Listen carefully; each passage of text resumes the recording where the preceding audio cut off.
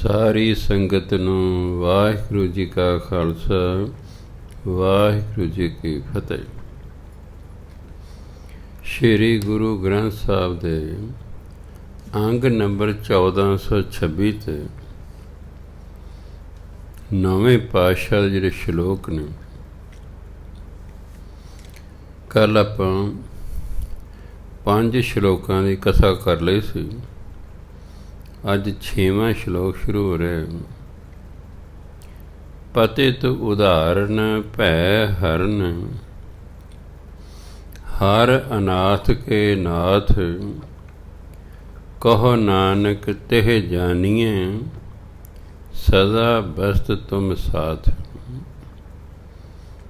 ਕੱਲ੍ਹ ਮੈਂ ਆਪ ਜੀ ਨੂੰ ਕਿਹਾ ਸੀ ਕਿ ਜੇ ਅਤੇ ਤੇ, ਕੱਲ੍ਹ ਸ਼ਬਦ ਸੀ ਜੇ, ਜੱਜਨ ਸਿਆਰੀ ਹਾਹਾ ਜੇ, ਅੱਜ ਤੱਤੇ ਨੂੰ ਸਿਆਰੀ ਹਾਹਾ ਤੇ।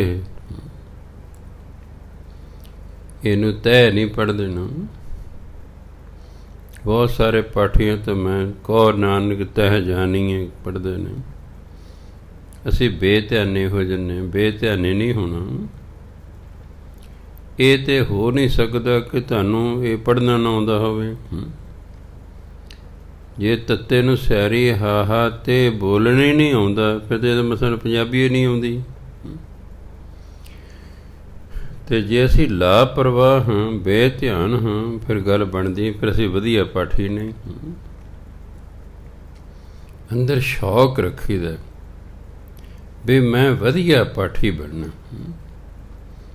ਤਾਂ ਜਿਹੜਾ ਮੱਥਾ ਟੇਕਣ ਆਇਆ 2 ਘੜੀਆਂ ਬੈਠ ਕੇ ਮੇਰਾ ਪਾਠ ਸੁਣ ਕੇ ਜਾਵੇ। ਕਿਉਂਕਿ ਜਦੋਂ ਪਾਠ ਸ਼ੁੱਧ ਹੁੰਦਾ ਹੈ, ਉਹਦੇ ਵਿੱਚੋਂ ਕਾਫੀ ਫਿਰ ਸਮਝ ਆਉਣ ਲੱਗ ਜਾਂਦਾ ਹੈ। ਸ਼ੁੱਧ ਪਾਠ ਜਦੋਂ ਆਪਾਂ ਕਰਦੇ ਹਾਂ ਤਾਂ ਸੁਣਨ ਵਾਲੇ ਨੂੰ ਸਮਝ ਆਉਂਦੀ ਹੈ। ਜਦੋਂ ਉਹਨੂੰ ਸਮਝ ਆਵੇਗੀ, ਉਹ 2 ਘੜੀਆਂ ਬੈਠ ਕੇ ਸੁਣ ਜਾਏਗਾ। ਇਸ ਲਈ ਕੋਸ਼ਿਸ਼ ਕਰਨੀ ਹੈ। ਪਤਿਤ ਉਦਾਹਰਨ ਭੈ ਹਰਨ, ਹਰ ਅਨਾਥ ਕੇ ਨਾਥ। ਪਤਿਤ ਪਾਪੀ ਨੂੰ ਕਹਿੰਦੇ ਨੇ। ਉਦਾਹਰਨ ਹੁੰਦਾ ਪਾਰ ਉਤਾਰਾ ਕਰਨ ਵਾਲਾ, ਭਲਾ ਕਰਨ ਵਾਲਾ। ਪਰਮਾਤਮਾ ਪਾਪੀਆਂ ਦਾ ਵੀ ਪਾਰ ਉਤਾਰਾ ਕਰ ਦਿੰਦਾ, ਪਾਪੀਆਂ ਦਾ ਵੀ ਭਲਾ ਕਰ ਦਿੰਦਾ। ਕਦੋਂ ਭਲਾ ਹੁੰਦਾ? ਜਦੋਂ ਪਾਪੀ ਪਾਪ ਕਰਨ ਤੋਂ ਤੋਬਾ ਕਰ ਲੈ, ਫਿਰ ਉਹਦੇ ਪਾਪਾਂ ਦੀ ਮਾਫੀ ਮਿਲ ਜਾਂਦੀ। ਉਹਦੇ ਕੀਤੇ ਹੋਏ ਪਾਪ ਮਾਫ ਹੋ ਜਾਂਦੇ ਨੇ ਅਗਰ ਤੋਬਾ ਕਰ ਲਏ, ਅੱਗੇ ਤੋਂ ਪਾਪ ਨਾ ਕਰੇ, ਅਤੇ ਜੋ ਪਾਪ ਹੋ ਗਏ ਨੇ ਉਹਨਾਂ ਨੂੰ ਧੋਣ ਲਈ ਭਜਨ ਬੰਦਗੀ ਕਰੇ, ਫਿਰ ਤਾਂ ਮਾਫੀ ਮਿਲ ਸਕਦੀ ਹੈ। ਇੱਕ ਵਾਰੀ ਇੱਕ ਪੁਲਿਸ ਵਾਲਾ ਆ ਗਿਆ, ਬਾਬਾ ਜੀ ਮੈਂ ਸਸਪੈਂਡ ਹੋ ਗਿਆ, ਬਹਾਲ ਹੋ ਜਾ। ਮੈਂ ਕਿਹਾ ਤੁਸੀਂ ਰਿਸ਼ਵਤ ਲਈ ਹੋਣੀ ਹੈ? ਕਹਿੰਦਾ ਹਾਂਜੀ। ਮੈਂ ਤੁਸੀਂ ਗੁਰੂ ਗ੍ਰੰਥ ਸਾਹਿਬ ਦੇ ਸਾਹਮਣੇ ਖਲੋਤੇ ਹੋ, ਕਹੋ ਵੀ ਸੱਚੇ ਪਾਤਸ਼ਾਹ ਮੈਂ ਬਹਾਲ ਹੋ ਜਾ, ਮੁੜ ਕੇ ਕਦੇ ਰਿਸ਼ਵਤ ਨਹੀਂ ਲਵਾਂਗਾ। ਮੈਂ ਬੋਲੋ ਚੁੱਪ। ਮੈਂ ਕਹੋ ਵੀ ਮੈਂ ਬਹਾਲ ਹੋ ਜਾ, ਫਿਰ ਕਦੇ ਰਿਸ਼ਵਤ ਨਹੀਂ ਲਵਾਂਗਾ। ਬੋਲੋ ਚੁੱਪ। ਮੈਂ ਤੁਸੀਂ ਜਾ ਸਕਦੇ ਹੋ। ਤੁਹਾਡੀ ਅਰਦਾਸ ਇੱਥੇ ਨਹੀਂ ਹੋ ਸਕਦੀ। ਤੁਸੀਂ ਬੁਰਾਈ ਛੱਡਣ ਲਈ ਤਿਆਰ ਹੀ ਨਹੀਂ ਹੈਗੇ, ਇਸ ਲਈ ਹੁਣ ਆਪਣਾ ਭੋਗੀ ਜਾਓ। ਇੱਕ ਦੋਧੀ ਆ ਗਿਆ ਜੀ, ਮੇਰੀ ਕਮਾਈ 'ਚ ਵਾਧਾ ਹੋ ਜਾਏ। ਮੈਂ ਕੀ ਕੰਮ ਕਰਦੇ ਹੋ? ਕਹੇ ਜੀ ਮੈਂ ਦੁੱਧ ਵੇਚਦਾ। ਮੈਂ ਦੇਖੋ ਤੁਸੀਂ ਗੁਰੂ ਗ੍ਰੰਥ ਸਾਹਿਬ ਦੇ ਸਾਹਮਣੇ ਖਲੋਤੇ ਹੋ, ਕਹੋ ਵੀ ਮੈਂ ਅੱਗੇ ਤੋਂ ਦੁੱਧ 'ਚ ਮਿਲਾਵਟ ਨਹੀਂ ਕਰਾਂਗਾ, ਮੇਰੀ ਕਮਾਈ 'ਚ ਵਾਧਾ ਹੋ ਜਾਏ। ਚੁੱਪ। ਮੈਂ ਕਹੋ ਵੀ ਮੈਂ ਅੱਗੇ ਤੋਂ ਮਿਲਾਵਟ ਨਹੀਂ ਕਰਾਂਗਾ, ਮੇਰੀ ਕਮਾਈ 'ਚ ਵਾਧਾ ਹੋ ਜਾਏ। ਚੁੱਪ। ਮੈਂ ਤੁਸੀਂ ਵੀ ਜਾ ਸਕਦੇ ਹੋ। ਇਹਦਾ ਮਤਲਬ ਤੁਸੀਂ ਮਿਲਾਵਟ ਕਰਨੋਂ ਨਹੀਂ ਹਟਣਾ। ਇਹੋ ਜਿਹੇ ਲੋਕਾਂ ਦੀ ਇੱਥੇ ਅਰਦਾਸਾਂ ਨਹੀਂ ਹੁੰਦੀਆਂ। ਆਇਓ ਚਾਹੇ ਨਾ ਆਇਓ, ਮੰਗ ਕੋਈ ਜਾਇਜ਼ ਹੋਣੀ ਚਾਹੀਦੀ ਹੈ। ਹੁਣ ਨਸ਼ਾ ਵੇਚਦਾ ਬੰਦਾ ਫੜਿਆ ਗਿਆ ਹੈ ਅਤੇ ਇੱਥੇ ਮੇਰੇ ਕੋਲ ਆ ਜਾਏ ਜੀ ਮੈਂ ਬਰੀ ਹੋ ਜਾ, ਅਤੇ ਮੈਂ ਇਹੋ ਜਿਹੀ ਦੀ ਅਰਦਾਸ ਥੋੜ੍ਹੀ ਕਰਾਂਗਾ। ਜੇ ਮੈਂ ਇਹੋ ਜਿਹੀ ਅਰਦਾਸ ਕਰਦਾ, ਗੁਰੂ ਮਹਾਰਾਜ ਕਹਿਣਗੇ ਤੂੰ ਤਾਂ ਨਸ਼ਿਆਂ ਦੇ ਵਿਰੁੱਧ ਬੋਲਦਾ ਰਹਿਣਾ ਅਤੇ ਇਹਦੀ ਅਰਦਾਸ ਕਰ ਰਿਹਾ ਤੂੰ ਵੀ ਬਰੀ ਹੋ ਜਾਏ। ਇਹੋ ਜਿਹੀ ਦੀ ਅਰਦਾਸ ਨਹੀਂ ਇੱਥੇ ਹੁੰਦੀ। ਹਾਂ, ਤੁਸੀਂ ਠੀਕ ਹੋ, ਤੁਹਾਡੇ ਨਾਲ ਬੇਇਨਸਾਫੀ ਹੋ ਗਈ ਹੈ, ਉਹਦੀ ਅਰਦਾਸ ਹੋ ਸਕਦੀ ਹੈ, ਕਰਨੀ ਵੀ ਚਾਹੀਦੀ ਹੈ। ਕਿਸੇ ਬੰਦੇ ਨਾਲ ਬੇਇਨਸਾਫੀ ਹੋ ਗਈ ਹੈ, ਸਾਡਾ ਫਰਜ਼ ਬਣਦਾ ਹੈ ਉਹਦੀ ਸਹਾਇਤਾ ਕਰਨਾ। ਸੋ ਪਰਮਾਤਮਾ ਪਾਪੀਆਂ ਨੂੰ ਤਾਰ ਤਾਂ ਦਿੰਦਾ ਹੈ, ਪਤਾ ਤਾਂ ਉਦਾਹਰਣ ਹੋ, ਸ਼ਰਤ ਹੈ ਕਿ ਪਾਪੀ ਪਾਪ ਕਰਨਾ ਬੰਦ ਕਰ ਦੇਵੇ। ਜਦੋਂ ਬੁਰਾਈ ਬੰਦ ਕਰ ਦੇਵੇਗਾ, ਅੱਗੇ ਤਾਂ ਬੁਰਾਈ ਕੀਤੀ ਨਹੀਂ, ਪਹਿਲਾਂ ਜੋ ਕੀਤੀ ਸੀ ਉਹ ਬਾਣੀ ਪੜ੍ਹ ਪੜ੍ਹ ਕੇ ਅਤੇ ਨਾਮ ਜਪ ਜਪ ਕੇ ਉਹਦਾ ਅਸਰ ਖਤਮ ਕਰ ਲਵੇਗਾ ਅਤੇ ਮਾਫ ਹੋ ਜਾਏਗਾ।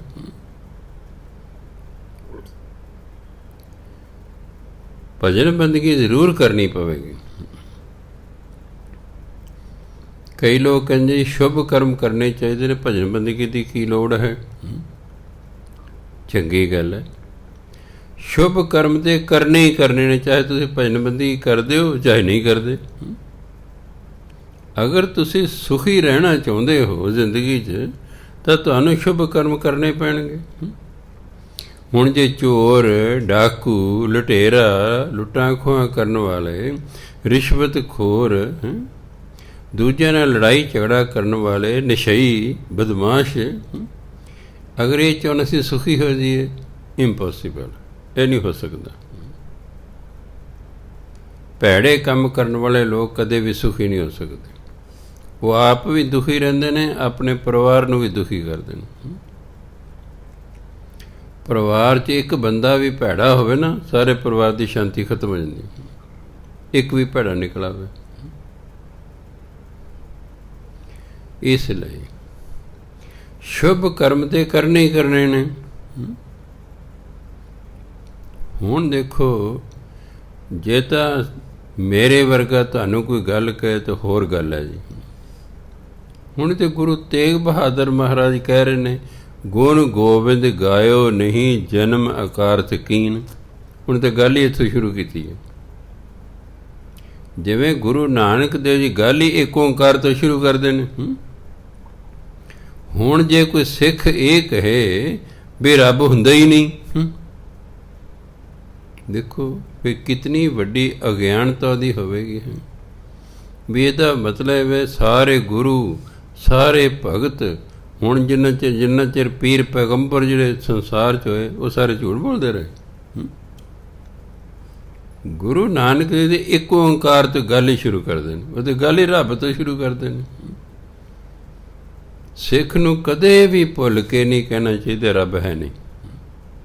ਹਾਂ, ਉਹ ਇਹ ਤਾਂ ਕਹਿ ਸਕਦਾ ਵੀ ਮੈਨੂੰ ਜੀ ਅਨੁਭਵ ਨਹੀਂ ਹੁੰਦਾ ਜਾਂ ਮੈਨੂੰ ਦਿਸਦਾ ਨਹੀਂ ਹੈ, ਉਹ ਗੱਲ ਤਾਂ ਵੱਖਰੀ ਹੈ। ਪਰ ਇਹ ਕਹਿਣਾ ਰੱਬ ਹੈ ਨਹੀਂ, ਇਹਦਾ ਮਤਲਬ ਆਪਣੇ ਗੁਰੂਆਂ ਨੂੰ ਝੂਠਾ ਕਰਨਾ। ਇਹਦਾ ਮਤਲਬ ਗੁਰੂਆਂ ਨੂੰ ਝੂਠਾ ਕਰ ਸਿੱਖੋ ਜਿਹੜਾ ਕਹਿੰਦਾ ਰੱਬ ਹੈ ਨਹੀਂ। ਮੈਂ ਕਹਿ ਰਿਹਾ ਨਹੀਂ ਜੀ, ਭਜਨ ਬੰਦਗੀ ਦੀ ਕੋਈ ਲੋੜ ਨਹੀਂ, ਸ਼ੁਭ ਕਰਮ ਕਰਨੇ ਚਾਹੀਦੇ। ਫਿਰ ਮੈਂ ਗੁਰੂ ਤੇਗ ਬਹਾਦਰ ਮਹਾਰਾਜ ਨੂੰ ਝੂਠਾ ਕਰ ਰਿਹਾ ਵੀ ਇਹਦਾ ਮਤਲਬ ਤਾਂ ਝੂਠ ਲੈ ਗਏ। ਹੁਣ ਦੇਖੋ ਗੱਲ ਹੀ ਇੱਥੋਂ ਸ਼ੁਰੂ ਕੀਤੀ, ਗੁਣ ਗੋਬਿੰਦ ਗਾਇਓ ਨਹੀਂ ਜਨਮ ਅਕਾਰਥ ਕੀਨ। ਜਿਹਨੇ ਪਰਮਾਤਮਾ ਦੇ ਗੁਣ ਨਹੀਂ ਗਾਏ ਉਹਨੇ ਆਪਣਾ ਜੀਵਨ ਹੀ ਵਿਅਰਥ ਗਵਾ ਲਿਆ। ਉਹ ਤਾਂ ਗੱਲ ਹੀ ਇੱਥੋਂ ਸ਼ੁਰੂ ਕਰਦੇ। ਇਸ ਲਈ ਕੋਈ ਵੀ ਭਾਵੇਂ ਹੋਵੇ, ਸ਼ੁਭ ਕਰਮ ਤੇ ਕਰਨੇ ਹੀ ਕਰਨੇ ਨੇ, ਪਰ ਭਜਨ ਬੰਦਗੀ ਜ਼ਰੂਰ ਕਰਨੀ ਹੈ। ਕਿਉਂਕਿ ਧਰਮ ਅਨੁਸਾਰ ਪਰਮਾਤਮਾ ਕਹਿੰਦਾ ਮੈਂ ਤੈਨੂੰ ਮਨੁੱਖਾ ਜੀਵਨ ਸਿਰਫ ਅਤੇ ਸਿਰਫ ਇਸੇ ਲਈ ਦਿੱਤਾ ਹੈ ਕਿ ਤੂੰ ਭਜਨ ਬੰਦਗੀ ਕਰਕੇ ਮੇਰੇ ਨਾਲ ਮਿਲ ਜਾ, ਤੇਰਾ ਆਵਾਗਮਨ ਦਾ ਚੱਕਰ ਹੀ ਖਤਮ ਹੋ ਜਾਏ। ਤੈਨੂੰ ਮੁੜ ਕੇ ਜੰਮਣ ਮਰਨ ਦੀ ਲੋੜ ਹੀ ਨਾ ਰਹੇ। ਉਹਦਾ ਹੁਕਮ ਹੈ ਇਹ। ਅਤੇ ਜੇ ਅਸੀਂ ਹੁਕਮ ਨਹੀਂ ਉਹਦਾ ਮੰਨਾਂਗੇ, ਦੇਖੋ ਹੁਕਮ ਹੈ, ਹੁਕਮ ਰਜ਼ਾਈ ਚੱਲਣਾ ਨਾਨਕ ਲਿਖਿਆ ਨਾਲ। ਰਜ਼ਾਈ ਹੁੰਦਾ ਪਰਮਾਤਮਾ, ਹੁਕਮ ਮੰਮੇ ਨੂੰ ਸਿਆਰੀ ਲੱਗਿਆ ਹੁਕਮ ਵਿੱਚ, ਪਰਮਾਤਮਾ ਦੇ ਹੁਕਮ ਵਿੱਚ ਚੱਲਣਾ। ਜੋ ਪਰਮਾਤਮਾ ਦਾ ਹੁਕਮ ਹੈ ਉਹਦੇ ਅਨੁਸਾਰ ਚੱਲਣਾ। ਸਾਰੀ ਬਾਣੀ ਪਰਮਾਤਮਾ ਦਾ ਹੁਕਮ ਹੈ, ਇਹ ਬੇਨਤੀ ਨਹੀਂ ਹੈ। ਤਾਂ ਹੀ ਕਹਿੰਦੇ ਹੁਕਮਨਾਮਾ ਲਓ ਜੀ, ਹੁਕਮਨਾਮਾ ਆਪਾਂ ਲੈਂਦੇ, ਬੇਨਤੀਨਾਮਾ ਨਹੀਂ ਲੈਂਦੇ। ਇਸ ਲਈ ਪਰਮਾਤਮਾ ਪਾਪੀਆਂ ਦਾ ਭਲਾ ਕਰ ਦਿੰਦਾ ਹੈ। ਸ਼ਰਤ ਜਿਹੜੀ ਮੈਂ ਤੁਹਾਨੂੰ ਦੱਸੀ ਹੈ ਉਹੀ ਹੈ ਬਾਣੀ ਅਨੁਸਾਰ, ਕਿ ਅੱਗੇ ਤੋਂ ਪਾਪ ਕਰਮ ਨਹੀਂ ਕਰਨਾ। ਜਿਵੇਂ ਗਨਕਾ ਸੀ, ਐਂ ਹੀ ਪੰਡਤ ਇੱਕ ਅਜਾਮਲ ਸੀ। ਉਹਦਾ ਪਿਤਾ ਰਾਜੇ ਦੇ ਦਰਬਾਰ ਵਿੱਚ ਕਥਾ ਕਰਿਆ ਕਰਦਾ ਸੀ। ਕਈ ਸਾਲ ਉਹ ਕਥਾ ਕਰਦਾ ਰਿਹਾ। ਮੁੰਡਾ ਰੋਜ਼ ਕਥਾ ਸੁਣਦਾ ਰਿਹਾ ਉਸ ਕਥਾਕਾਰ ਦਾ। ਉਹਨੂੰ ਵੀ ਗਿਆਨ ਹੋ ਗਿਆ। ਫਿਰ ਉਹ ਬੰਦਾ ਸਵਰਗਵਾਸ ਹੋ ਗਿਆ। ਰਾਜੇ ਨੇ ਸੋਚਿਆ ਵੀ ਚਲੋ ਇਹਦੇ ਮੁੰਡੇ ਨੂੰ ਆਪਾਂ ਰੁਜ਼ਗਾਰ ਦੇ ਦਿੰਦੇ ਹਾਂ। ਜਿਵੇਂ ਕਈ ਵਾਰੀ ਜਿਹੜੇ ਸਰਕਾਰੀ ਕਰਮਚਾਰੀ ਨੇ, ਅਗਰ ਸਰਵਿਸ ਕਰਦੇ ਕਰਦੇ ਉਹ ਸਵਰਗਵਾਸ ਹੋ ਜਾਣ ਤਾਂ ਤਰਸ ਦੇ ਆਧਾਰ 'ਤੇ ਘਰ ਦੇ ਕਿਸੇ ਜੀਅ ਨੂੰ ਨੌਕਰੀ ਦੇ ਦਿੱਤੀ ਜਾਂਦੀ ਹੈ ਵੀ ਘਰ ਦਾ ਗੁਜ਼ਾਰਾ ਚੱਲਦਾ ਰਹੇ। ਰਾਜੇ ਨੇ ਉਸ ਨੂੰ ਕਥਾਕਾਰ ਨਿਯੁਕਤ ਕਰਤਾ ਵੀ ਅੱਗੇ ਤੂੰ ਆਪਣੇ ਪਿਤਾ ਥਾਂ 'ਤੇ ਤੂੰ ਕਥਾ ਕਰਿਆ ਕਰਨੀ। ਕੁਝ ਮਹੀਨਿਆਂ ਬਾਅਦ ਰਾਜੇ ਨੂੰ ਕਿਸੇ ਨੇ ਦੱਸਿਆ ਵੀ ਇਹ ਨਾ ਵੇਸਵਾ ਨੂੰ ਪਿਆਰ ਕਰਦਾ। ਰਾਜੇ ਨੇ ਉਹਨੂੰ ਸੱਦਿਆ ਕਿ ਦੇਖ ਭਾਈ ਤੂੰ ਕਥਾਕਾਰ ਹੈ, ਮੈਨੂੰ ਪਤਾ ਲੱਗਿਆ ਤੂੰ ਵੇਸਵਾ ਨੂੰ ਪਿਆਰ ਕਰਦਾ। ਕਹਿੰਦਾ ਹਾਂਜੀ। ਕਹਿੰਦੇ ਜਾਂ ਤਾਂ ਵੇਸਵਾ ਨੂੰ ਛੱਡ ਦੇ ਜਾਂ ਇਹ ਕਥਾ ਛੱਡ ਦੇ। ਕਹਿੰਦਾ ਜੀ ਮੈਂ ਵੇਸਵਾ ਨੂੰ ਤਾਂ ਨਹੀਂ ਛੱਡ ਸਕਦਾ, ਕਥਾ ਛੱਡ ਦਿੰਦਾ।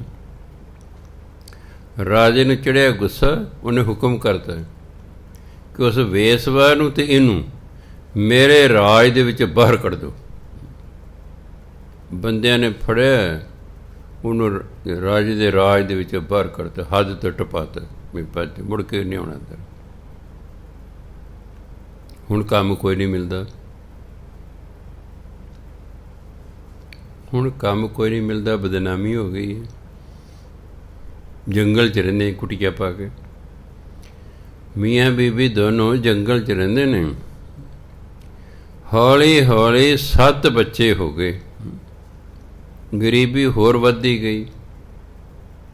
ਸ਼ਿਕਾਰ ਕਰਕੇ ਗੁਜ਼ਾਰਾ ਕਰਦਾ ਹੈ, ਜਾਨਵਰਾਂ ਨੂੰ ਮਾਰ ਕੇ ਲਿਆਉਂਦਾ, ਕੁਛ ਬਾਜ਼ਾਰ 'ਚ ਵੇਚਦਾ, ਬਾਕੀ ਆਪ ਖਾ ਲੈਂਦੇ ਨੇ। ਬੜੇ ਔਖੇ ਨੇ, ਬੜੀ ਗਲਤੀ ਕੀਤੀ ਵੀ ਬੜੀ ਭਾਰੀ ਗਲਤੀ ਹੋ ਗਈ। ਉਹ ਤਾਂ ਹੁਣ ਹੋ ਗਈ। ਉੱਥੇ ਆ ਗਏ 2 ਸਾਧੂ। ਦੇਖੋ ਜਦੋਂ ਫਿਰ ਕਿਸਮਤ ਬਦਲਣੀ ਹੋਵੇ, ਉੱਥੇ ਆ ਗਏ 2 ਸਾਧੂ ਅਤੇ ਕੁਟੀਆ ਦੇ ਸਾਹਮਣੇ ਜਿਹੜਾ ਦਰਖਤ ਸੀ ਉਹਦੇ ਹੇਠਾਂ ਆ ਕੇ ਬੈਠ ਗਏ। ਅਜਾਮਲ ਗਿਆ ਹੋਇਆ ਸੀ ਬਾਹਰ ਸ਼ਿਕਾਰ ਮਾਰਨ। ਉਹਦੀ ਘਰ ਵਾਲੀ ਕੁਟੀਆ 'ਚ ਸੀ। ਉਹਨੇ ਕਿਹਾ ਸ਼ੁਕਰ ਹੈ ਇੰਨੇ ਸਾਲਾਂ ਬਾਅਦ ਸਾਧੂਆਂ ਦੇ ਦਰਸ਼ਨ ਹੋਏ ਨੇ। ਦੇਖਿਆ ਘਰ 'ਚ ਸਿਰਫ ਭੁੱਜੇ ਛੋਲਿਆਂ ਦੀ ਇੱਕ ਕੌਲੀ ਸੀ ਬਸ। ਉਹਨੇ ਸੋਚਿਆ ਚਲੋ ਇਹੀ ਸਾਧੂ ਨੂੰ ਭੇਟ ਕਰ ਦੇਣੀ। ਉਹਨੇ ਜਾ ਕੇ ਸਾਧੂ ਨੂੰ ਮੱਥਾ ਟੇਕਿਆ ਅਤੇ ਉਹ ਛੋਲੇ ਦਿੱਤੇ ਨੇ। ਮਹਾਰਾਜ ਅਸੀਂ ਬਹੁਤ ਗਰੀਬ ਹਾਂ, ਸਾਡੇ ਕੋਲ ਹੋਰ ਕੁਛ ਨਹੀਂ ਹੈ ਤੁਹਾਡੀ ਸੇਵਾ ਕਰਨ ਲਈ, ਤੁਸੀਂ ਆ ਸਾਡੇ ਪੁੱਜੇ ਹੋਏ ਛੋਲੇ ਪ੍ਰਵਾਨ ਕਰੋ। ਉਹ ਬੈਠੀ ਹੈ, ਸਾਧੂ ਦਾਣੇ ਚੱਬਣ ਲੱਗ ਪਏ ਨੇ। ਇਹਨੇ 'ਚ ਨੂੰ ਅਜਾਮਲ ਵੀ ਜਾਨਵਰ ਮਾਰ ਕੇ ਆ ਗਿਆ ਹੈ। ਉਹਨੇ ਦੇਖਿਆ ਵੀ 2 ਸਾਧੂ ਬੈਠੇ ਨੇ ਅਤੇ ਮੇਰੀ ਘਰ ਵਾਲੀ ਬੈਠੀ ਹੈ। ਉਹ ਵੀ ਆਇਆ, ਉਹਨੇ ਜਿਹੜੇ ਜਾਨਵਰ ਮਾਰ ਕੇ ਲਿਆ ਸੀ ਪਰਾਂ ਰੱਖੇ, ਆ ਕੇ ਮੱਥਾ ਟੇਕਿਆ ਸਾਧੂਆਂ ਨੂੰ। ਸਾਧੂ ਜਾਣੀ ਜਾਣ ਸਨ। ਉਹ ਮਾਫੀਆਂ ਮੰਗਦੇ ਨੇ ਜੀ, ਸਾਰੀ ਕਹਾਣੀ ਆਪਣੀ ਸੁਣਾਈ ਵੀ ਆਹ ਗੱਲ ਹੋ ਗਈ ਹੈ ਜੀ, ਵੀ ਅਸੀਂ ਬਹੁਤ ਔਖੇ ਹਾਂ, ਸਾਨੂੰ ਕੋਈ ਮੂੰਹ ਨਹੀਂ ਲਾਉਂਦਾ, ਵੀ ਸਾਡੇ 'ਤੇ ਕਿਰਪਾ ਕਰੋ। ਉਹ ਸਾਧੂ ਕਹਿੰਦੇ ਵੀ ਤੁਹਾਡੇ ਘਰ ਹੋਣ ਵਾਲਾ ਬੱਚਾ 8ਵਾਂ ਬੱਚਾ ਹੋਣਾ, ਕਹਿੰਦੇ ਇਹਦਾ ਨਾਮ ਰੱਖੋ ਨਾਰਾਇਣ।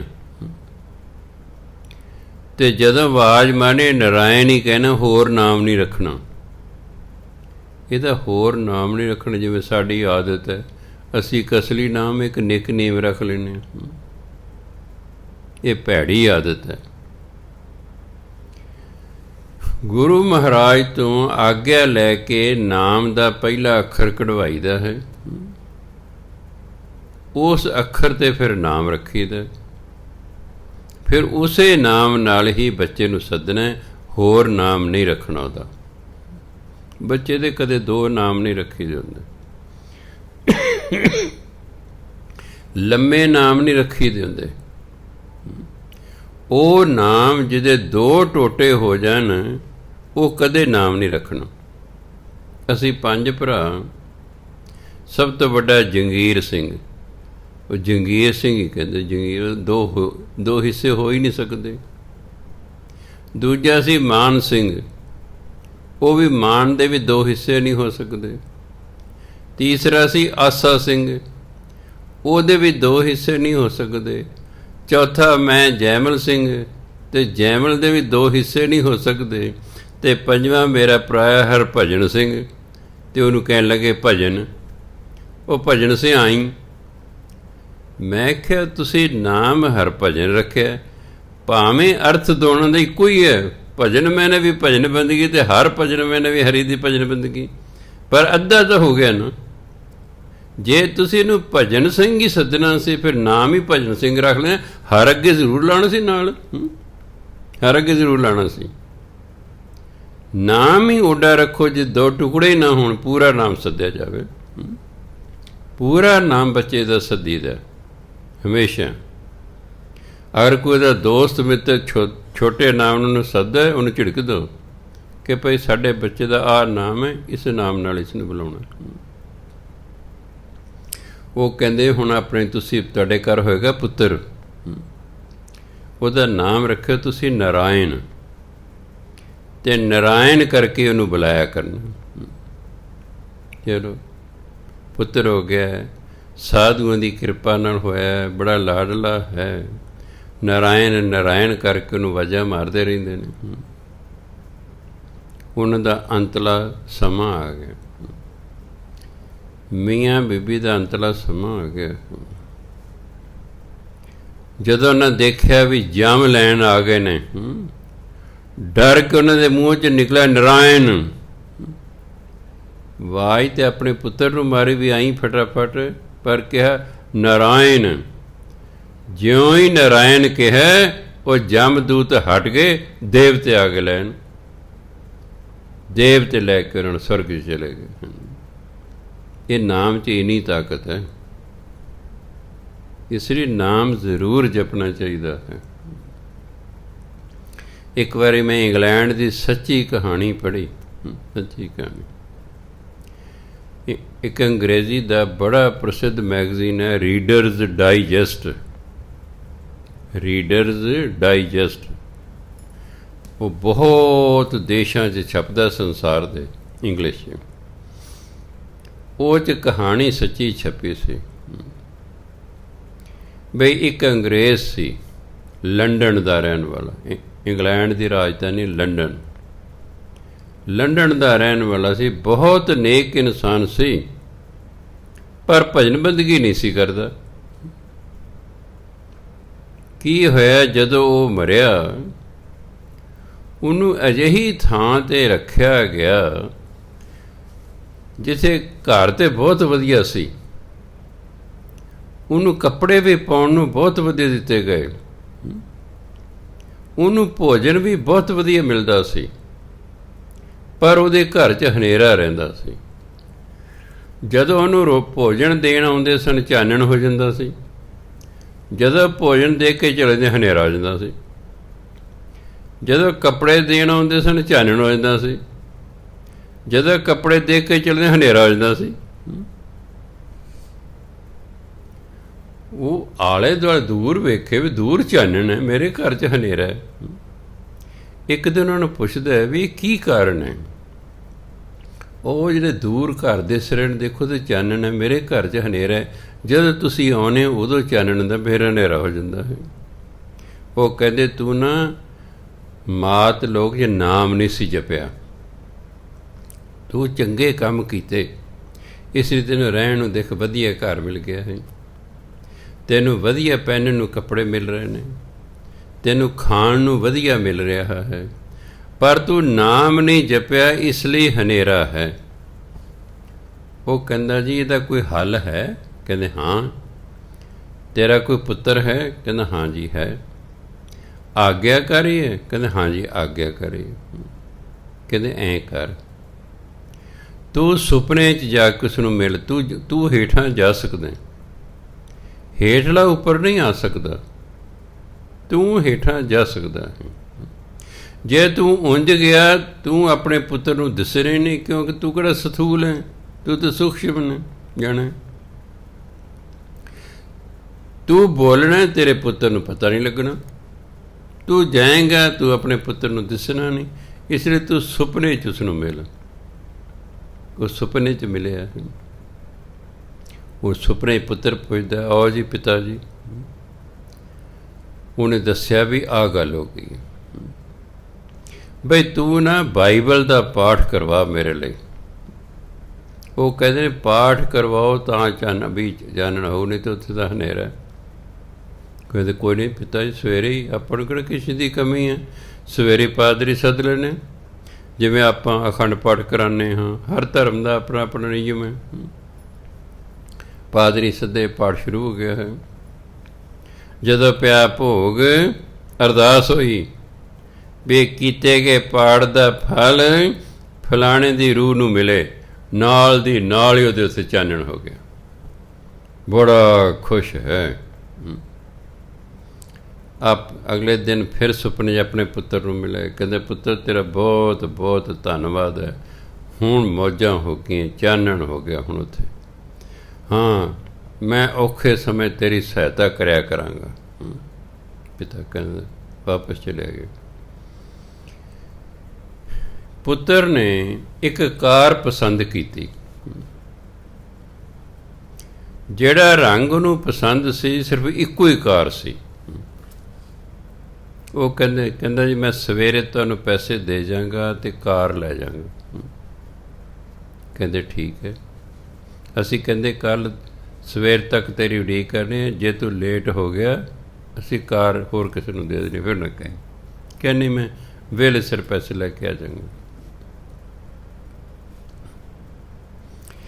ਰਾਤ ਨੂੰ ਪਿਤਾ ਮਿਲਿਆ, ਕਹਿੰਦੇ ਪੁੱਤਰ ਉਹ ਕਾਰ ਨਹੀਂ ਲੈਣੀ, ਉਹ ਕਾਰ 'ਤੇ ਚੜ੍ਹ ਕੇ ਤੂੰ ਘਰ ਤੱਕ ਹੀ ਨਹੀਂ ਪਹੁੰਚ ਸਕਣਾ, ਰਾਜੀ ਮਰ ਜਾਏਗਾ। ਕਹਿੰਦੇ ਜੀ ਮੈਂ $10,000 ਜਿੰਨਾ ਵੀ ਸੀ ਦਿੱਤਾ ਹੋਇਆ, ਕਹਿੰਦੇ ਭਾਵੇਂ ਛੱਡਣਾ ਪੈ ਜੇ, ਹੋਰ ਕਾਰ ਲੈ ਲਈ, ਇਹ ਨਹੀਂ ਕਿ ਮੇਰੇ ਪੈਸੇ ਵਾਪਸ ਕਰੋ। ਕਹੇ ਜੀ ਮੈਂ ਇਹ ਕਾਰ ਨਹੀਂ ਲੈਣੀ, ਮੈਨੂੰ ਹੋਰ ਕਾਰ ਦੇ ਦਿਓ। ਉਹ ਦੇ ਦੇਣਗੇ। ਉਹਦੇ ਜਾਣ ਤੋਂ ਪਹਿਲਾਂ ਇੱਕ ਬੰਦਾ ਉੱਥੇ ਬੈਠਾ ਹੈ, ਉਹ ਕਹਿ ਰਿਹਾ ਜੀ ਮੈਂ ਇਹ ਕਾਰ ਲੈਣੀ ਹੈ। ਉਹ ਕਹਿੰਦਾ ਦੇਖੋ ਜੀ ਇਸ ਕਾਰ ਦੀ ਹੋ ਗਈ ਈਸਾਈ, ਮਾਲਕ ਆਉਣ ਵਾਲਾ, ਜਿਹਨੇ ਖਰੀਦਣੀ ਉਹ ਆਉਣ ਵਾਲਾ ਹੈ, ਤੂੰ ਉਹਨੂੰ ਬੇਨਤੀ ਕਰ ਲਈ, ਜੇ ਉਹ ਤੈਨੂੰ ਦੇ ਦੇਗਾ ਸਾਨੂੰ ਤਾਂ ਕੋਈ ਇਤਰਾਜ਼ ਨਹੀਂ, ਅਸੀਂ ਉਹਨੂੰ ਹੋਰ ਦੇ ਦਾਂਗੇ। ਉਹ ਵੀ ਆ ਗਏ। ਉਹ ਆ ਕੇ ਮਾਲਕਾਂ ਨੂੰ ਕਹਿੰਦਾ ਜੀ ਮੈਂ ਇਹ ਕਾਰ ਨਹੀਂ ਲੈਣੀ, ਮੈਂ ਹੋਰ ਲੈਣੀ, ਕਹਿੰਦੇ ਲੈ ਭਾਈ ਤੇਰਾ ਕੰਮ ਬਣ ਗਿਆ। ਇਹ ਆਪ ਹੀ ਜਵਾਬ ਦੇ ਗਿਆ ਹੈ, ਤੂੰ ਲੈ ਲਾ। ਉਸ ਬੰਦੇ ਨੇ ਪੈਸੇ ਦਿੱਤੇ, ਉਹ ਕਾਰ ਖਰੀਦ ਲਈ।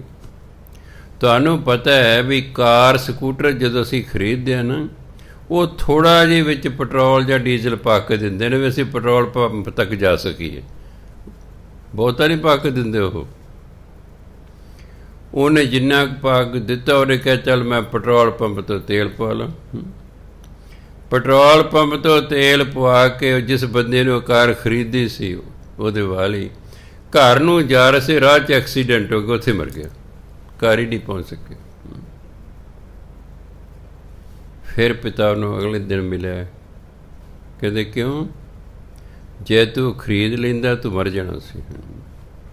ਕਹਿੰਦੇ ਕੋਈ ਲੋੜ ਪੈਣ 'ਤੇ ਮੈਂ ਤੇਰੀ ਸਹਾਇਤਾ ਕਰਿਆ ਕਰਾਂਗਾ, ਤੂੰ ਮੇਰੇ ਲਈ ਪਾਠ ਕਰਾਇਆ ਨਾ, ਮੈਂ ਤੇਰੀ ਸਹਾਇਤਾ ਕਰਿਆ ਕਰਾਂਗਾ।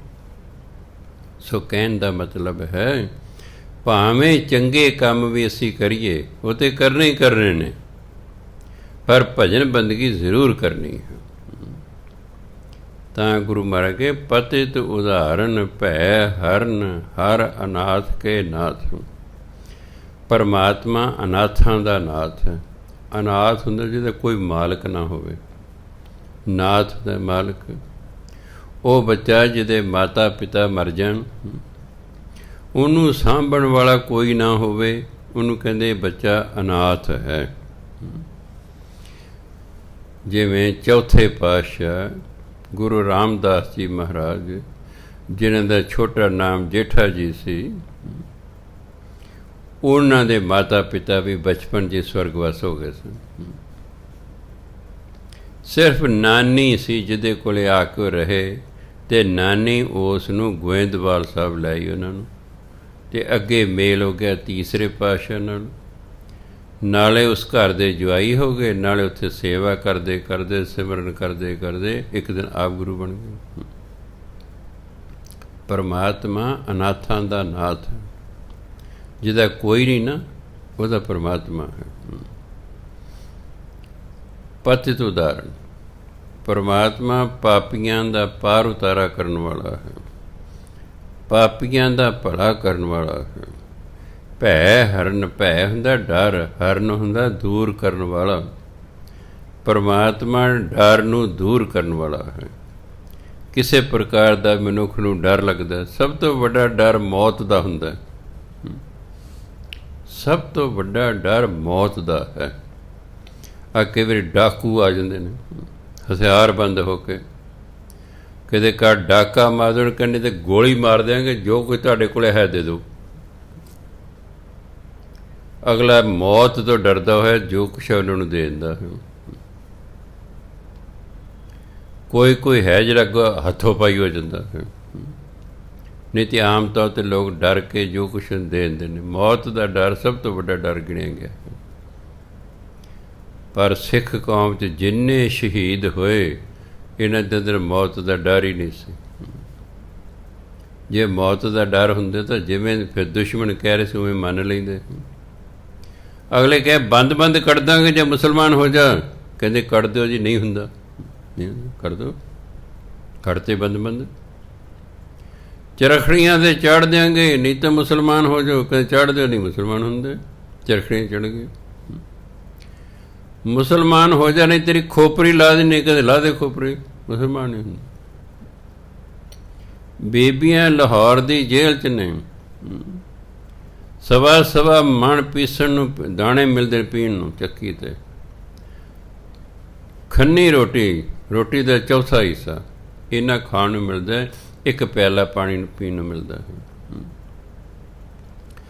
ਤਸੀਹੇ ਦਿੰਦੇ ਨੇ ਦੁਸ਼ਮਣ, ਕਹਿੰਦੇ ਮੁਸਲਮਾਨ ਹੋ ਜਾਓ, ਉਹ ਕਹਿੰਦੇ ਅਸੀਂ ਨਹੀਂ ਹੁੰਦੀਆਂ।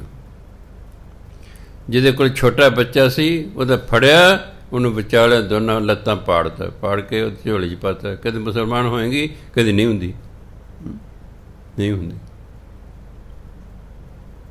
ਕਿੰਨਾ ਔਖਾ ਹੈ।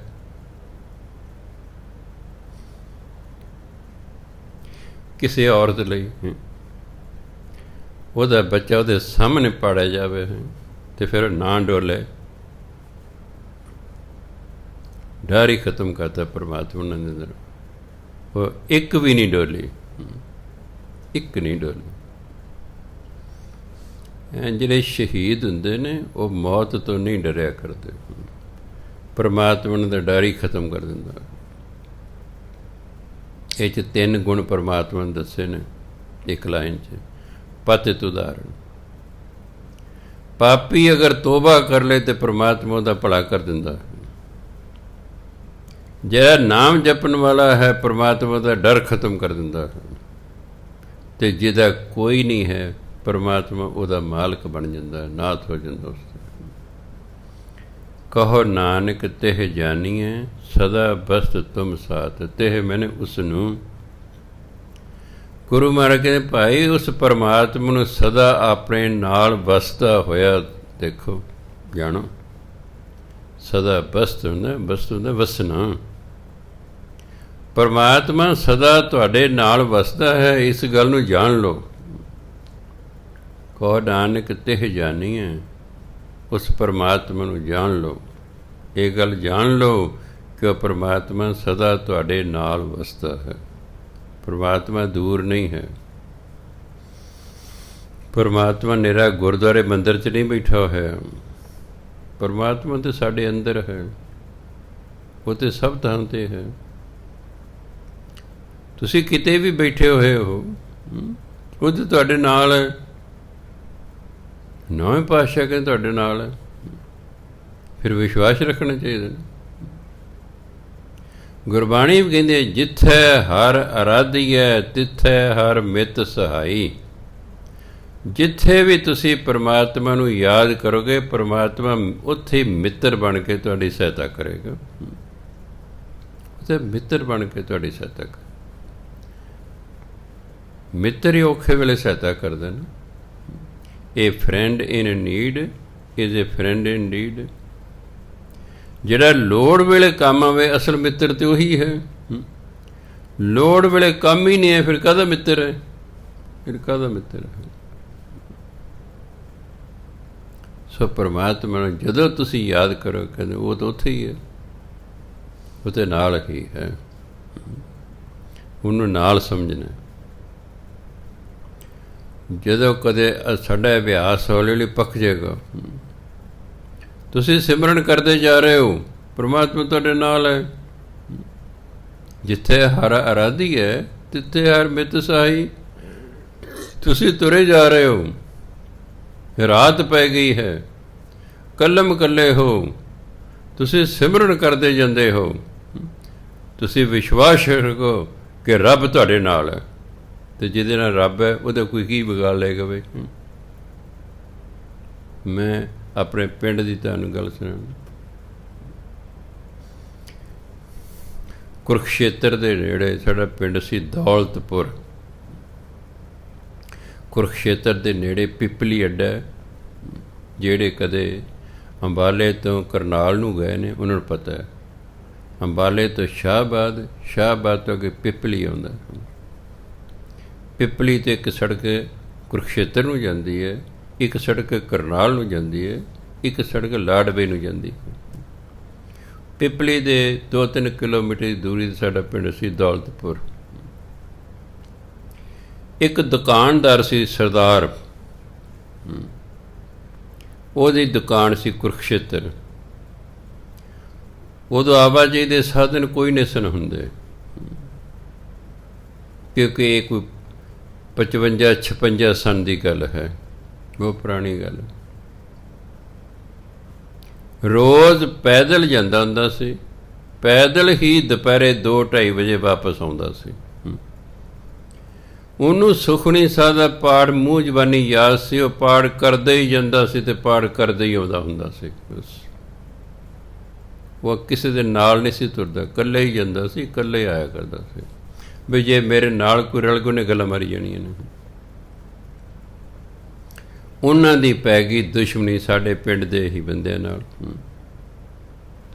ਲਓ ਜੀ, ਜਿਨ੍ਹਾਂ ਨਾਲ ਦੁਸ਼ਮਣੀ ਪੈ ਗਈ ਉਹਨਾਂ ਸੋਚਿਆ ਵੀ ਇਕੱਲੇ ਹੀ ਸਿਖਰ ਦੁਪਹਿਰੇ ਆਉਂਦਾ, ਇਹਦੇ ਕੋਲ ਹਥਿਆਰ ਵੀ ਕੋਈ ਨਹੀਂ ਹੁੰਦਾ। ਰਾਹ 'ਚ ਸੁੱਕੇ ਨਾਲੇ ਦਾ ਪੁਲ ਆਉਂਦਾ ਸੀ, ਉਹ ਕਹਿੰਦੇ ਆਪਾਂ ਪੁਲ ਹੇਠਾਂ ਬੈਠ ਜਾਵਾਂਗੇ। ਜਦੋਂ ਪੁਲ ਟੱਪੇਗਾ ਨਾ, ਮਗਰੋਂ ਆਪਾਂ ਤਲਵਾਰ ਦਾ ਵਾਰ ਕਰ ਦਿਆਂਗੇ, ਗਲ ਲਾ ਦਿਆਂਗੇ ਉੱਤੇ। 2 ਵਜੇ ਗਰਮੀਆਂ ਦਾ ਮੌਸਮ, ਸਿਖਰ ਦੁਪਹਿਰੇ ਕੋਈ ਵੀ ਨਹੀਂ ਹੋਏਗਾ ਦੇਖਣ ਵਾਲਾ। ਬਾਅਦ ਦੇ ਵਿੱਚ ਜਦੋਂ ਉਹਨਾਂ ਦਾ ਸਮਝੌਤਾ ਹੋ ਗਿਆ ਨਾ, ਫਿਰ ਉਹਨਾਂ ਭਰੀ ਸਭਾ 'ਚ ਉਹਨਾਂ ਬੰਦਿਆਂ ਨੇ ਸੁਣਾਇਆ, ਕਹਿੰਦੇ ਅਸੀਂ ਬਹਿ ਗਏ। ਉਹ ਪੁਲ ਤੋਂ ਲੰਘ ਰਿਹਾ, ਸਾਡੀਆਂ ਐਸੀਆਂ ਲੱਤਾਂ ਜਾਮ ਹੋਈਆਂ, ਸਾਡੇ ਤੋਂ ਉੱਠ ਹੀ ਨਹੀਂ ਹੋਇਆ। ਉਹ ਆਪਣਾ ਸੁਖਮਨੀ ਸਾਹਿਬ ਦਾ ਪਾਠ ਕਰਦਾ ਕਰਦਾ ਘਰ ਨੂੰ ਆ ਗਿਆ। ਸਾਡੇ ਤੋਂ ਉੱਠ ਹੀ ਨਹੀਂ ਹੋਇਆ। ਕਿੰਨੀ ਦੇਰ ਬਾਅਦ ਅਸੀਂ ਉੱਠੇ।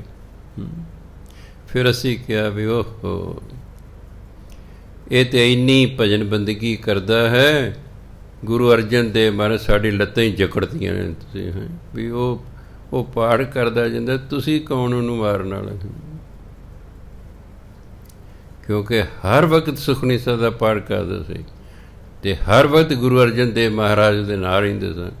ਅਤੇ ਜਿਸ ਸਿੱਖ ਦੇ ਨਾਲ ਗੁਰੂ ਅਰਜਨ ਦੇਵ ਮਹਾਰਾਜ ਤੁਰੇ ਜਾ ਰਹੇ, ਉਸ ਸਿੱਖ ਨੂੰ ਕੀ ਚਿੰਤਾ ਕਰਨ ਦੀ ਲੋੜ ਹੈ?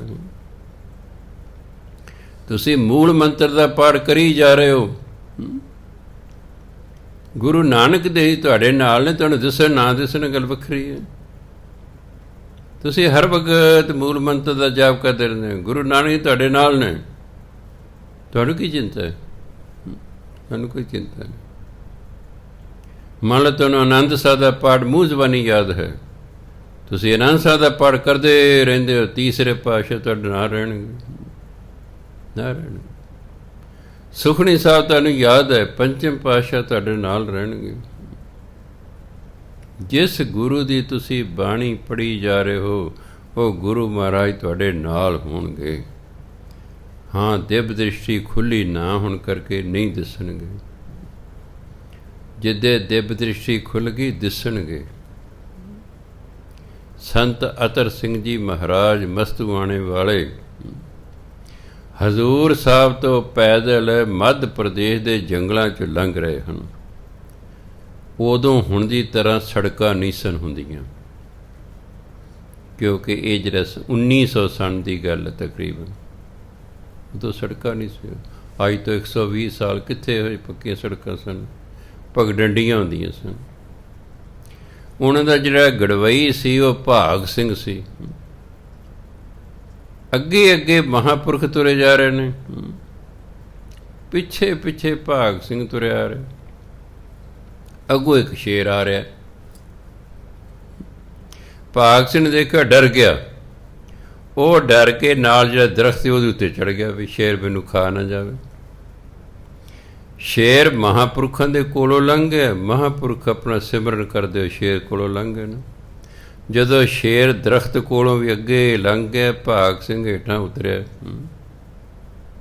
ਕਹਿੰਦੇ ਬਾਬਾ ਜੀ, ਬਾਬਾ ਜੀ। ਪਹੁੰਚ ਗਏ। ਕਹਿੰਦੇ ਭਾਗ ਸਿੰਘ ਕੀ ਹੋ ਗਿਆ? ਕਹਿੰਦੇ ਤੁਸੀਂ ਸ਼ੇਰ ਨਹੀਂ ਵੇਖਿਆ? ਕਹਿੰਦੇ ਭਾਗ ਸਿੰਘ ਜਿਹੜਾ ਤੂੰ ਸ਼ੇਰ ਵੇਖਿਆ ਉਹ ਨਹੀਂ ਮੈਂ ਵੇਖਿਆ। ਕਹਿੰਦੇ ਜੀ ਸ਼ੇਰ ਤਾਂ ਇੱਕੋ ਹੀ ਸੀ। ਭਾਗ ਸਿੰਘ ਤੈਨੂੰ ਸ਼ੇਰ ਸ਼ੇਰ ਦਿਸਿਆ, ਚੰਗਾ ਹੋਇਆ ਤੂੰ ਦਰਖਤ 'ਤੇ ਚੜ੍ਹ ਗਿਆ। ਅਸੀਂ ਦੇਖਿਆ ਵੀ ਦੇਖ ਆ ਪਰਮਾਤਮਾ ਆ ਰਿਹਾ ਹੈ, ਸ਼ੇਰ ਦਾ ਰੂਪ ਧਾਰਨ ਕਰਕੇ ਆ ਰਿਹਾ ਹੈ। ਹੁਣ ਪਰਮਾਤਮਾ ਨੇ ਦੱਸੋ ਮੈਨੂੰ ਕੀ ਕਹਿਣਾ ਸੀ? ਕਹੀਏ ਨਾ, ਹੁਣ ਪਰਮਾਤਮਾ ਤਾਂ ਸਭ ਦੇ ਵਿੱਚ ਹੈ। ਬ੍ਰਹਮ ਗਿਆਨੀ ਨੂੰ ਬਾਹਰਲੇ ਸਰੀਰ ਨਹੀਂ ਦਿਸਦੇ, ਸਰੀਰ ਦੇ ਵਿੱਚ ਕੀ ਹੈ ਉਹ ਦਿਸਦਾ ਹੈ, ਅਤੇ ਹਰ ਇੱਕ ਸਰੀਰ ਦੇ ਵਿੱਚ ਪਰਮਾਤਮਾ ਹੈ। ਇਸ ਲਈ ਉਹਨਾਂ ਨੂੰ ਬਾਹਰਲਾ ਸ਼ੇਰ ਨਹੀਂ ਦੱਸਿਆ, ਸ਼ੇਰ ਦੇ ਵਿੱਚ ਜਿਹੜਾ ਰੱਬ ਸੀ ਉਹ ਉਹਨਾਂ ਨੂੰ ਦੱਸਿਆ। ਜੇ ਰੱਬ ਨੇ ਕੀ ਕਹਿਣਾ ਸੀ? ਅਤੇ ਇੱਕ ਦਿਨ ਭਾਗ ਸਿੰਘ ਕਹਿੰਦਾ ਬਾਬਾ ਜੀ ਸੱਚੋ ਸੱਚ ਦੱਸਿਓ, ਮੈਨੂੰ ਐਂ ਲੱਗਦਾ ਤੁਹਾਡੇ ਨਾਲ ਕੋਈ ਤੁਰਿਆ ਜਾਂਦਾ ਹੁੰਦਾ। ਕਹਿੰਦੇ ਭਾਗ ਸਿੰਘ ਚੱਲ ਤੂੰ ਬਹੁਤ ਦੇਰ ਤੋਂ ਸਾਡੀ ਸੇਵਾ ਕਰਦਾ, ਤੈਨੂੰ ਦੱਸ ਦਿੰਦੇ, ਵੈਸੇ ਗੱਲਾਂ ਦੱਸਣ ਵਾਲੀਆਂ ਨਹੀਂ ਹੁੰਦੀਆਂ। ਕਹਿੰਦੇ ਅਸੀਂ ਹਜ਼ੂਰ ਸਾਹਿਬ ਤੋਂ ਨਹੀਂ ਸੀ ਆਉਣਾ ਚਾਹੁੰਦੇ, ਸਾਨੂੰ ਦਸਮ ਪਾਤਸ਼ਾਹ ਨੇ ਹੁਕਮ ਕੀਤਾ ਕਿ ਤੂੰ ਵਾਪਸ ਪੰਜਾਬ ਚਲਿਆ ਜਾ, ਉੱਥੇ ਜਾ ਕੇ ਸਿੱਖ ਧਰਮ ਦਾ ਪ੍ਰਚਾਰ ਕਰ, ਤੇਰੀ ਲੋੜ ਹੈ ਉੱਥੇ। ਮੈਂ ਕਿਹਾ ਜੀ ਇੱਥੇ ਤੁਹਾਡੇ ਮੈਨੂੰ ਰੋਜ਼ ਦਰਸ਼ਨ ਹੁੰਦੇ ਨੇ, ਮੇਰਾ ਇੱਥੇ ਬੜਾ ਜੀਅ ਲੱਗਾ ਹੋਇਆ ਹੈ।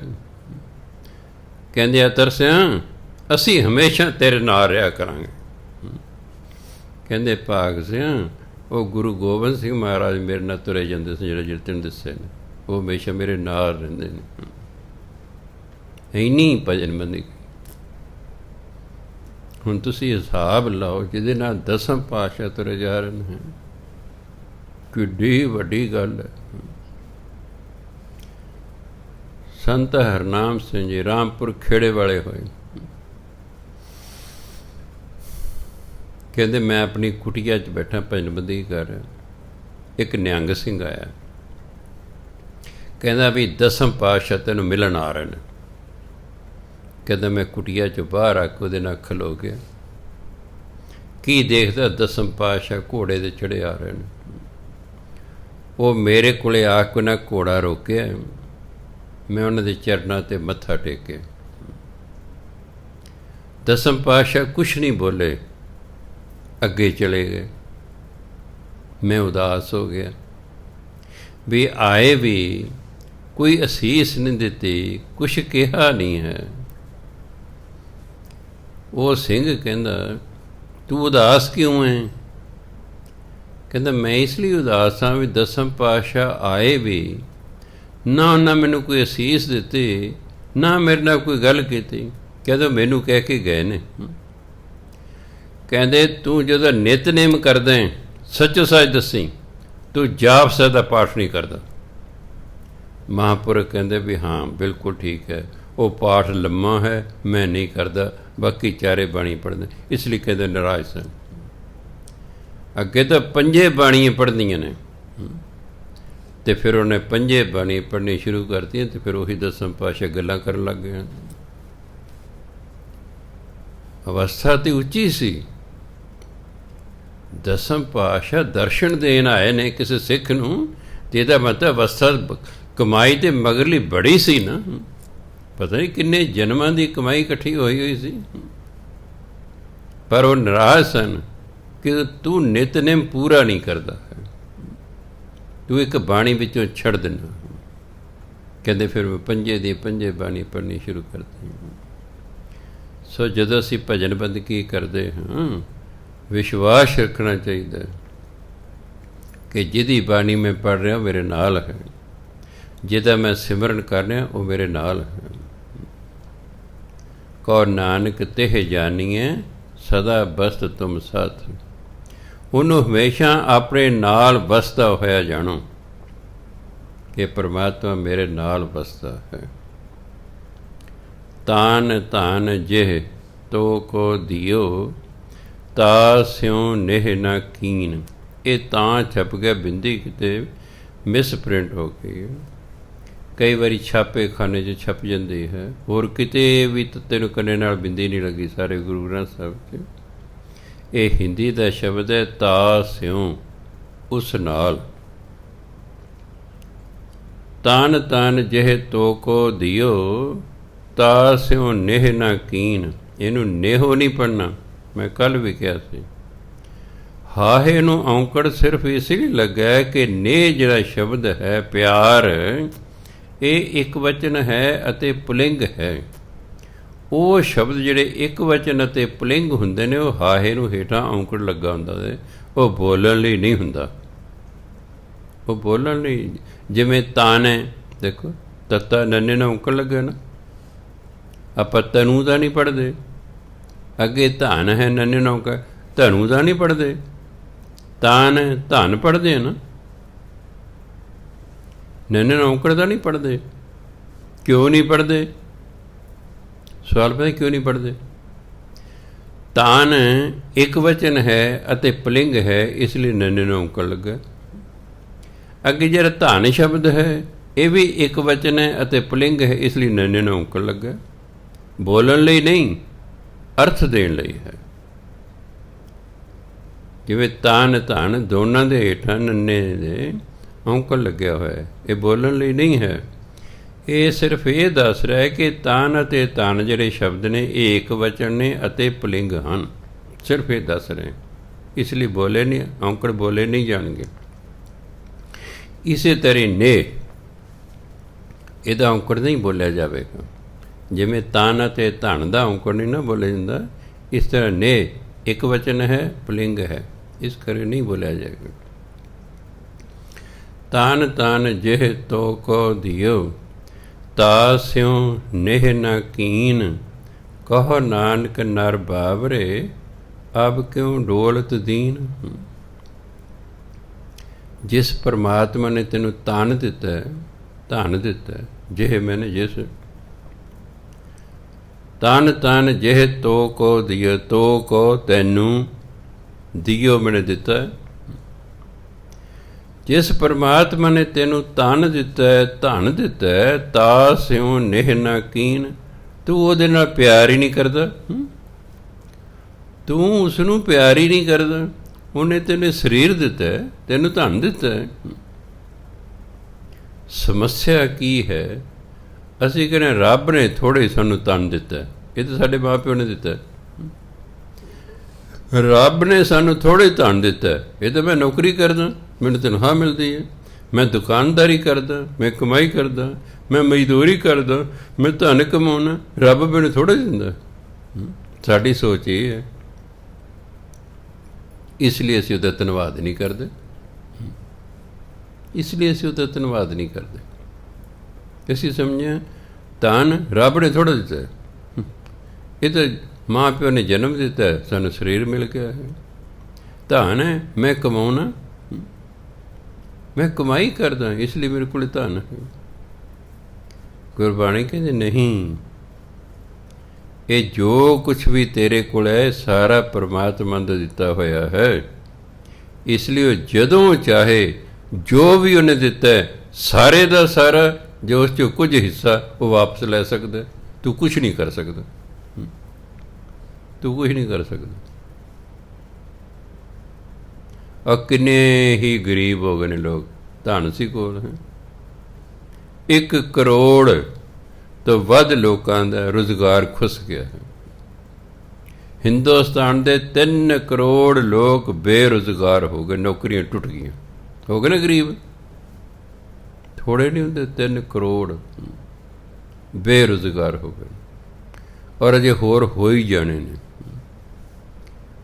ਇਹ ਕਰੋਨਾ ਕਾਰਨ ਜਾਂ ਸਰਕਾਰ ਦੀ ਨਲਾਇਕੀ ਕਾਰਨ ਜੋ ਕੁਛ ਹੋ ਗਿਆ ਹੈ, ਇਹ ਕਈ ਸਾਲ ਇਹਦਾ ਅਸਰ ਹੈ ਨਾ।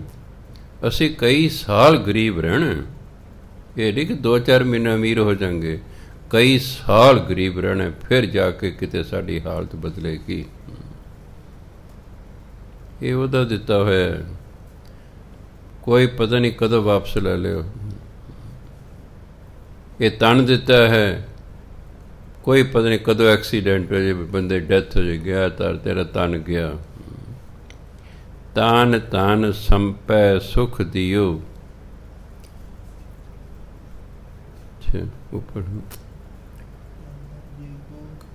ਉੱਪਰ ਸੀ ਤਨ ਤਨ ਜਿਹ ਤੋ ਕੋ ਦਿਓ ਤਾ ਸਿਉ ਨੇਹ ਨ ਕੀਨ। ਜਿਸ ਪਰਮਾਤਮਾ ਨੇ ਤੈਨੂੰ ਤਨ ਦਿੱਤਾ, ਤੈਨੂੰ ਧਨ ਦਿੱਤਾ, ਤੂੰ ਉਹਨੂੰ ਕਹਿੰਦੇ ਪਿਆਰ ਹੀ ਨਹੀਂ ਕਰਦਾ। ਕਹੋ ਨਾਨਕ ਨਰ ਬਾਵਰੇ, ਬਾਵਰੇ ਬਣੇ ਕਮਲਿਆ, ਹੇ ਕਮਲਿਆ ਬੰਦਿਆ, ਅਬ ਕਿਉਂ ਡੋਲਤ ਦੀਨ। ਦੀਨ ਹੁੰਦਾ ਨਿਮਾਣਾ ਨਿਤਾਣਾ, ਹੁਣ ਤੂੰ ਨਿਮਾਣਾ ਨਿਤਾਣਾ ਹੋ ਕੇ ਕਿਉਂ ਫਿਰ ਰਿਹਾ? ਹੁਣ ਤੂੰ ਨਿਮਾਣਾ ਨਿਤਾਣਾ ਹੋ ਗਿਆ, ਹੁਣ ਡੋਲਦਾ ਫਿਰਦਾ, ਕਦੇ ਕਿਤੇ ਭਟਕਦਾ, ਕਦੇ ਕਿਤੇ ਭਟਕਦਾ। ਕਿਉਂ? ਨਾਮ ਜਪਿਆ ਨਹੀਂ ਹੈਗਾ। ਪਰਮਾਤਮਾ ਹੁਣ ਸਹਾਇਤਾ ਨਹੀਂ ਕਰਦਾ। ਕਹੋ ਨਾਨਕ ਨਰ ਬਾਬਰੇ, ਹੇ ਕਮਲੇ ਇਨਸਾਨ, ਅਬ ਕਿਉਂ ਡੋਲਤ ਦੀਨ। ਹੁਣ ਕਿਉਂ ਡੋਲਦਾ ਨਿਮਾਣਿਆਂ ਦੀ ਤਰ੍ਹਾਂ? ਹੁਣ ਪਛਤਾਉਣ ਦਾ ਕਿਆ ਫਾਇਦਾ? ਫਿਰ ਅੱਗੇ ਫਿਰ ਯਾਦ ਕਰਾਉਂਦੇ ਨੇ, ਤਨ ਤਨ ਸੰਪੈ ਸੁਖ ਦਿਓ, ਅਰ ਜਿਹ ਨੀਕੇ ਧਾਮ। ਕਹੋ ਨਾਨਕ ਸੁਨ ਰੇ ਮਨਾ, ਸਿਮਰਤ ਕਾਹੇ ਨਾ ਰਾਮ। ਤਨ ਤਨ ਸੰਪੈ, ਸੰਪੈ ਹੁੰਦੇ ਸੰਪਤੀ, ਪ੍ਰੋਪਰਟੀ, ਜਾਇਦਾਦ, ਸੁਖ ਦਿਓ। ਪਰਮਾਤਮਾ ਨੇ ਤੈਨੂੰ ਧਨ ਦਿੱਤਾ ਹੈ, ਤੈਨੂੰ ਧਨ ਦਿੱਤਾ ਹੈ, ਤੈਨੂੰ ਸੰਪਤੀ ਦਿੱਤੀ ਹੈ, ਜਾਇਦਾਦ ਦਿੱਤੀ ਹੈ, ਸੁਖ ਦਿਓ, ਤੈਨੂੰ ਸੁਖ ਦਿੱਤਾ ਹੈ।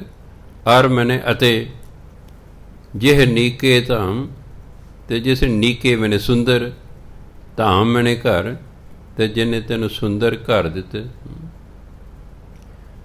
ਜਿਸ ਪਰਮਾਤਮਾ ਨੇ ਤੈਨੂੰ ਧਨ ਦਿੱਤਾ, ਤੈਨੂੰ ਧਨ ਦਿੱਤਾ, ਤੈਨੂੰ ਸੰਪਤੀ ਦਿੱਤੀ ਹੈ, ਤੈਨੂੰ ਸੁੱਖ ਦਿੱਤੇ ਨੇ, ਤੈਨੂੰ ਰਹਿਣ ਲਈ ਵਧੀਆ ਘਰ ਦਿੱਤੇ ਨੇ, ਨੀਕੇ ਸੁੰਦਰ ਵਧੀਆ ਧਾਮ ਘਰ।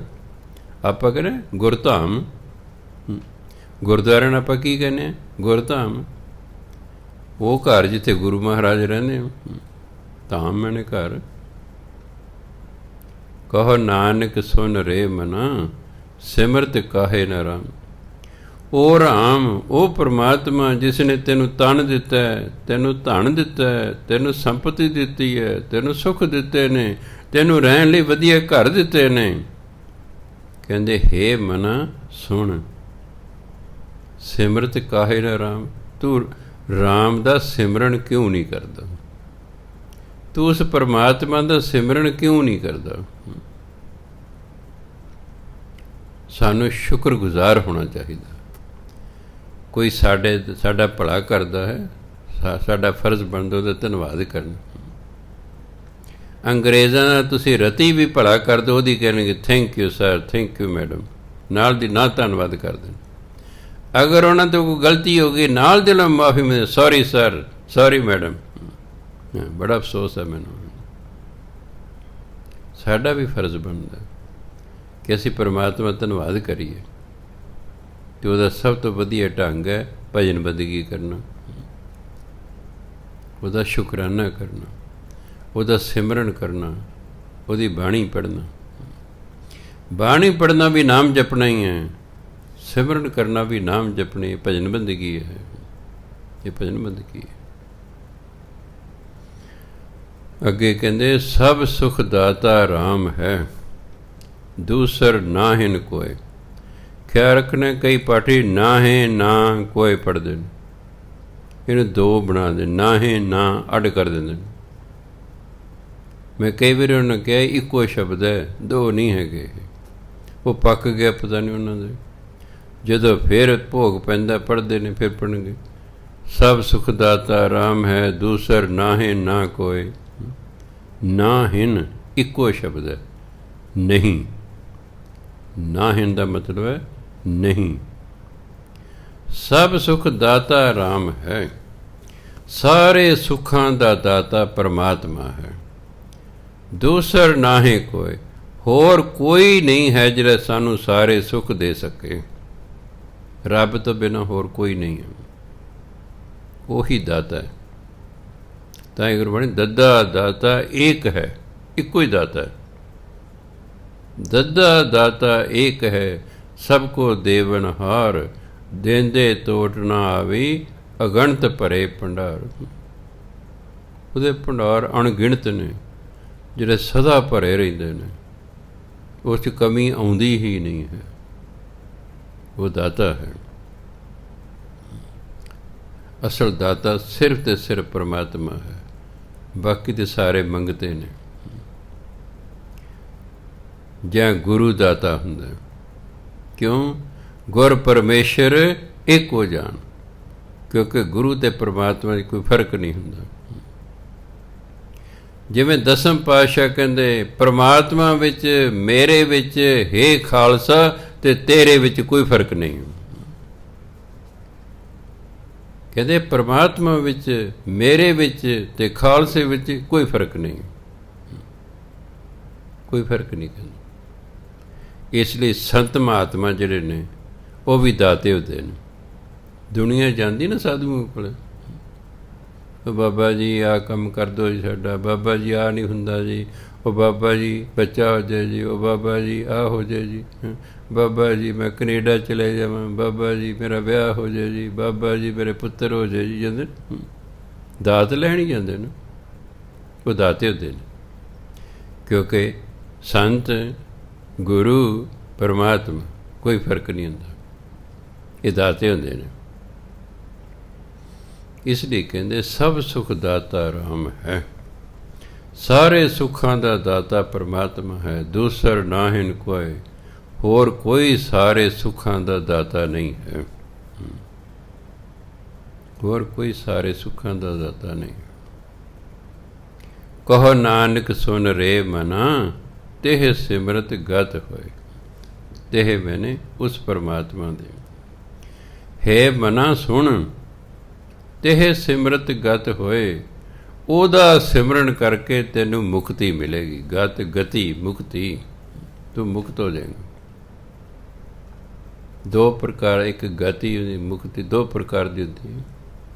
ਇੱਕ ਤਾਂ ਮਰਨ ਤੋਂ ਬਾਅਦ ਇਸ ਜੀਵ ਆਤਮਾ ਨੂੰ ਅਗਲਾ ਸਰੀਰ ਮਿਲ ਗਿਆ ਹੈ, ਕਹਿੰਦੇ ਦੀ ਗਤੀ ਹੋ ਗਈ ਹੈ। ਜੇ ਅਗਲਾ ਸਰੀਰ ਨਾ ਮਿਲੇ, ਭੂਤ ਪ੍ਰੇਤ ਬਣ ਕੇ ਫਿਰੀ ਜਾਂਦਾ ਹੈ, ਰੂਹ ਭਟਕਦੀ ਰਹਿੰਦੀ ਹੈ। ਔਰ ਕਈ ਵਾਰੀ ਕਈ ਸਾਲਾਂ ਤੱਕ ਉਹ ਰੂਹ ਭਟਕਦੀ ਰਹਿੰਦੀ ਹੈ, ਜੀਵਨ ਹੀ ਨਹੀਂ ਮਿਲਦਾ, ਕੋਈ ਸਰੀਰ ਹੀ ਨਹੀਂ ਮਿਲਦਾ।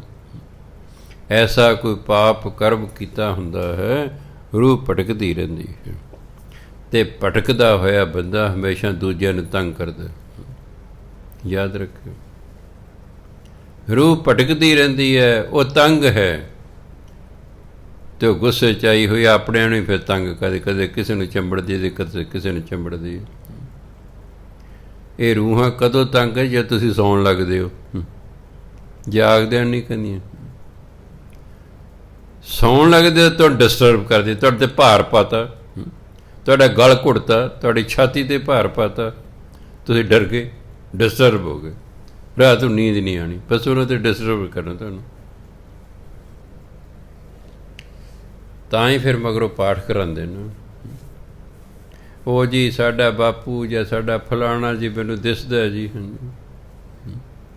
ਕੋਈ ਬੰਦਾ ਆਉਂਦਾ ਜੀ, ਓਪਰਾ ਕੋਈ ਬੰਦਾ ਜੀ ਮੇਰੀ ਮੰਜੀ ਚੱਕ ਕੇ ਬਹਿ ਜਾਂਦਾ ਜੀ, ਮੈਨੂੰ ਬੜਾ ਡਰ ਲੱਗਦਾ ਜੀ, ਬਾਬਾ ਜੀ ਕੁਛ ਕਰੋ ਜੀ।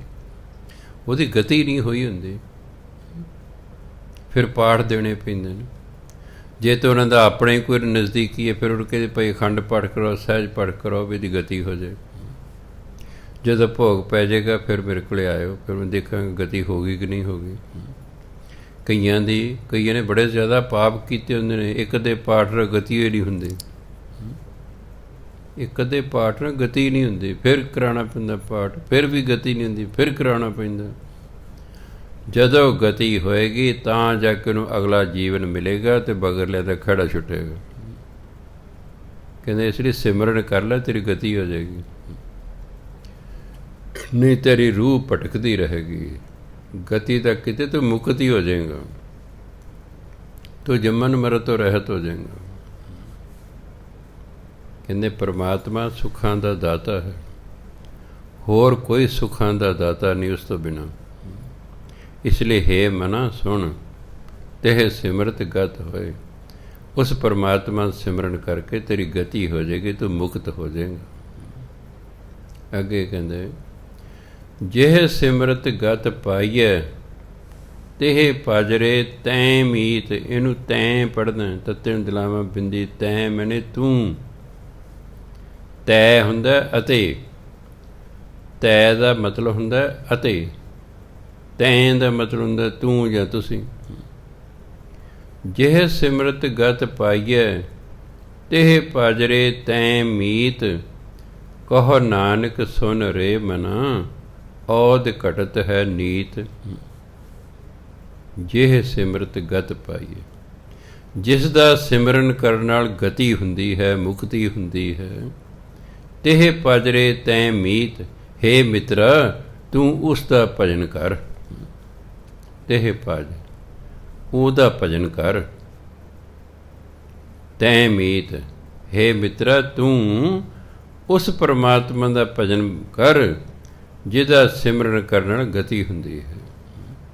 ਉਹਦਾ ਸਿਮਰਨ ਕਰ, ਉਹਦੀ ਭਜਨ ਬੰਦਗੀ ਕਰ। ਕਹੋ ਨਾਨਕ ਸੁਨ ਰੇ ਮਨਾ, ਗੁਰੂ ਮਰ ਕੇ ਹੈ ਮਨਾ ਸੁਣ। ਔਦ ਘਟਤ ਹੈ ਨੀਤ। नीत मैंने हमेशा तेरी उम्र घट रही है। हर रोज़ तेरी उम्र घट रही है। औद उम्र नूं कहंदे, घटत हिंदी वाले ने, औद घटत है नीत। नीत ਹੁੰਦੇ ਨਿਤ ਭਾਵ ਹਮੇਸ਼ਾ, ਭਾਵ ਹਰ ਰੋਜ਼। हे ਮਨਾ, ਹਰ ਰੋਜ਼ ਤੇਰੀ ਉਮਰ ਘਟ ਰਹੀ ਹੈ। ਗੁਰਬਾਣੀ ਕਹਿੰਦੀ ਮਾਂ ਸੋਚਦੀ ਹੈ ਮੇਰਾ ਪੁੱਤਰ ਵੱਡਾ ਹੋ ਰਿਹਾ। ਕਹਿੰਦੀ ਵਿਚਾਰੀ ਇਹ ਨਹੀਂ ਜਾਣਦੀ ਇਹਦਾ ਤੇ ਉਮਰ ਘਟ ਰਹੀ ਹੈ। ਇਹ ਵੱਡਾ ਨਹੀਂ ਹੋ ਰਿਹਾ, ਇਹ ਘਟ ਰਿਹਾ ਹੈ। ਮਾਂ ਸੇ ਮੇਰਾ ਪੁੱਤਰ ਵੱਡਾ ਹੋ ਰਿਹਾ। ਗੁਰੂ ਮਰ ਗਏ, ਵੱਡਾ ਨਹੀਂ ਹੋ ਰਿਹਾ। ਜੇ 50 ਸਾਲ ਉਮਰ ਲਿਖਾ ਕੇ ਲੈ ਤੇ 1 ਸਾਲ ਦਾ ਹੋ ਗਿਆ, 49 ਸਾਲ ਬਾਕੀ ਰਹਿ ਗਏ, ਘਟ ਗਈ ਉਮਰ। 50 ਸਾਲ ਲਿਖਾ ਕੇ 49 ਰਹਿ ਗਈ, ਫਿਰ 48 ਰਹਿ ਗਈ, 47 ਰਹਿ ਗਈ, ਪੁੱਠੀ ਗਿਣਤੀ ਸ਼ੁਰੂ ਹੋ ਗਈ ਹੈ।